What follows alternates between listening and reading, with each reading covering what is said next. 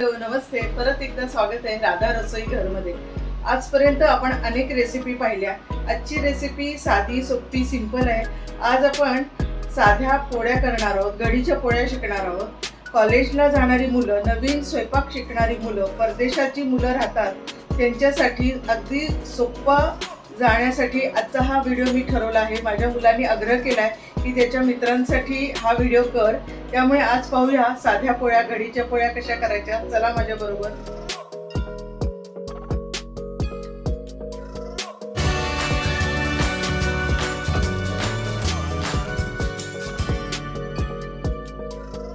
चला आता आपण रेसिपीला सुरुवात करूया। एक बाउल गव्हाचं पीठ घेतलेलं आहे, त्यामध्ये चवीपुरतं मीठ, अगदी थोडंसं मीठ टाकायचं। त्यानंतर आपण तेल टाकूया। मी कणिक भिजवतानाच तेल टाकते, त्यामुळे पोळ्या एकदम सॉफ्ट होतात, नरम होतात। आता सगळ्यात महत्त्वाची गोष्ट म्हणजे की पाणी किती लागतं। कोणी म्हणतं की 1 कप असेल तर इतकं पाणी घ्या। मी तुम्हाला तसं सांगणार नाहीये, कारण प्रत्येक गहू वेगवेगळ्या पद्धतीचा असतो, वेगळ्या प्रकाराचा असतो। त्याला किती पाणी लागतं हे त्याच्या क्वालिटीवर अवलंबून असतं। त्यामुळे थोडं थोडं पाणी टाकूनच आपल्याला सुरुवात करायची आहे। सुरुवातीला थोडंसं पाणी टाकून पाहायचं की किती पाणी लागेल। थोडा थोडा गोळा करून घ्यायचा जवळजवळ। एकदम पाणी टाकलं तर ती सैल होईल, त्यामुळे आपल्याला लाटता येणार नाही। त्यामुळे पाणी थोडंसं टाकून पाहायचं।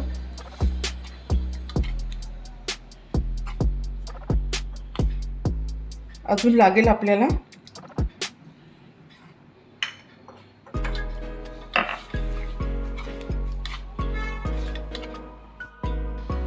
छान मळून घ्यायचंय व्यवस्थित।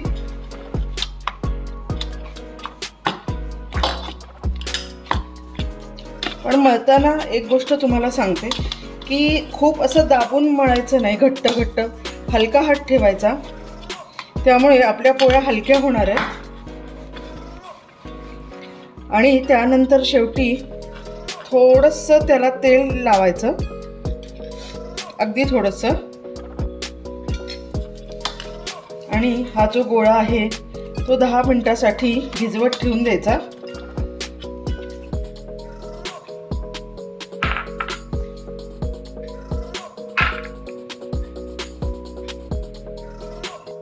साधारण 10 मिनिटं झालेली आहेत। असं नाही की 10 मिनिटच भिजवायचं, जास्त भिजली तरी हरकत नाही।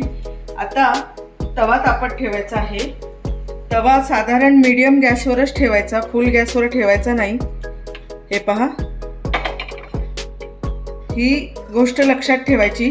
जर फुल गॅसवर ठेवल्या तर आपल्या पोळ्या कच्च्या राहतील, नीट भाजल्या जाणार नाहीत। त्यामुळे मध्यम गॅसवरच पोळ्या करायच्या। आता आपण सुरुवात करूया। छान भिजून झालेली असेल आपली कणिक। हे पहा, सॉफ्ट झालेली आहे एकदम। मी मगाशी सांगितल्याप्रमाणे खूप दाब देऊन मळायची नाही, हलक्या हातानेच मळायची। हे पहा, आणि छोटे छोटे गोळे करून घ्यायचे। सुरुवातीला तुम्ही जे शिकता आहात तर आकाराच्या मागे पळू नका। आकार थोडेसे वेडेवाकडे आले तरी हरकत नाही, पण पोळी छान झाली पाहिजे, छान भाजली गेली पाहिजे, त्याकडे लक्ष द्या। त्यामुळे सुरुवातीला छोटासाच गोळा घ्या करताना, म्हणजे तुम्हाला तुमची पोळी छान येईल। हे बघा, आता एक छोटा गोळा घेतलेला आहे कणकेचा, त्याला कणिक लावून घ्यायची।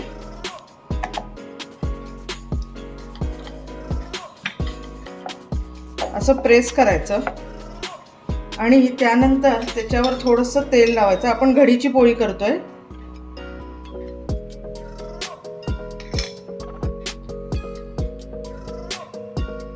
असा फोल्ड द्यायचा,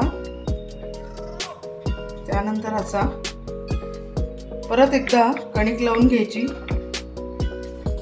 आणि इथं लक्षात ठेवायचं की या कडा पहिला तुम्ही बारीक करायला जायचं।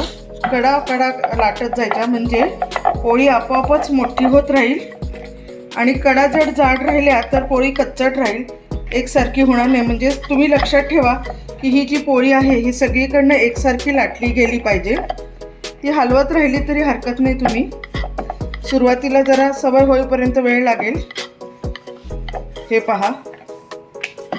आणि किती जाड ठेवायची, किती पातळ ठेवायची, तर मध्यम ठेवायची, खूप जाडसर नाही ठेवायची. आणि खूप पातळ ठेवली तर ती चिवट होऊ शकते, त्यामुळे मध्यम अशी ठेवा. हे पहा.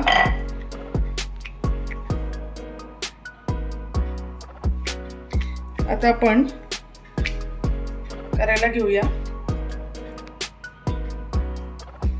पहिल्यांदा लक्षात ठेवायचं की खालची बाजू पूर्ण भाजली घेतली पाहिजे, शेकली गेली पाहिजे ती पोळी.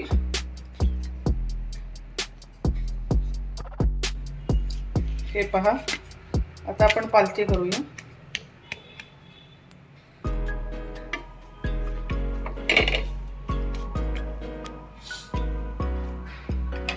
आता लक्षात ठेवायचं की ही जी खालची बाजू आहे ती पूर्णपणे छान शेकली गेली पाहिजे मागून. पोळी छान होण्याच्या मागचं एकच कारण आहे की पोळी व्यवस्थित सर्व बाजूनी छानपैकी भाजली गेली पाहिजे, कच्चट नाही राहिली पाहिजे. मी आता हाताने करते, तुम्ही चमचा लावून करा नवीन शिकणाऱ्यांनी.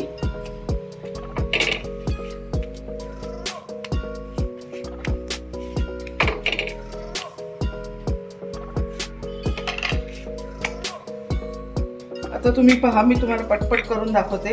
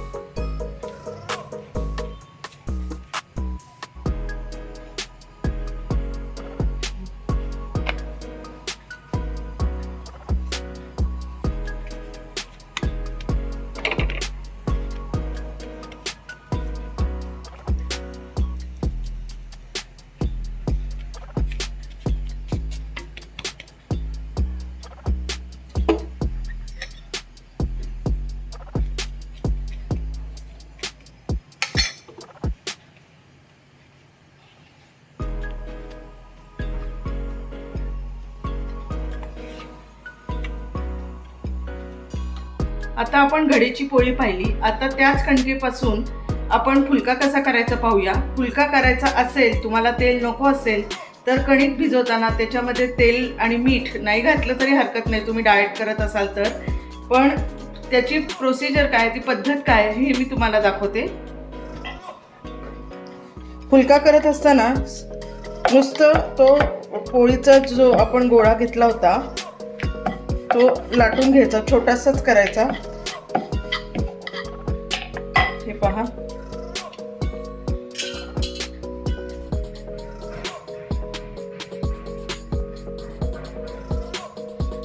तो मागच्या बाजूने पूर्ण छान भाजून झाला पाहिजे. चिमटा घ्यायचा आणि डायरेक्ट गॅसवर पोळी भाजायची, म्हणजे आपला फुलका तयार होईल.